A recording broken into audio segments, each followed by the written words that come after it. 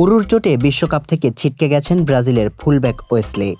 তার পরিবর্তে দলে ডাকা হয়েছে ম্যানচেস্টার ইউনাইটেডে যোগ দিতে যাওয়া মিডফিল্ডার এদেরসনকে। ২৬ বছর বয়সী এদেরসন ২০২২ সাল থেকে ইটালির আতালান্তার হয়ে খেলছেন। ২০২৪ সালে জাতীয় দলের অভিষেকের পর মাত্র ৩টি ম্যাচ খেলেছেন তিনি।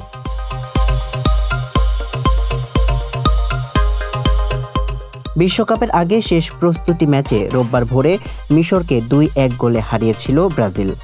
ম্যাচের ১৫ মিনিটে চোট পেয়ে কাঁদতে কাঁদতে মাঠ ছেড়েছেন রোমার ডিফেন্ডার ওয়েসলি। পরীক্ষা নিরীক্ষার পর স্ক্যানে ২২ বছর বয়সী এই ফুটবলারের গুরুতর চোট ধরা পড়েছে, যা তাকে বিশ্বকাপ থেকে ছিটকে দিয়েছে।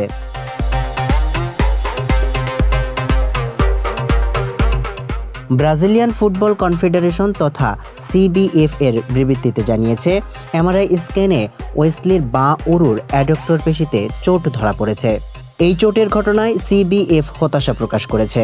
ওয়েলসি দলের সবার কাছে খুবই জনপ্রিয় একজন খেলোয়াড়। ষষ্ঠ বিশ্বকাপ জয়ের লক্ষ্যে এগিয়ে চলা এই দলের অংশ হিসেবে সে সবসময় থাকবে। সামিউল ইসলাম, মানবকণ্ঠ।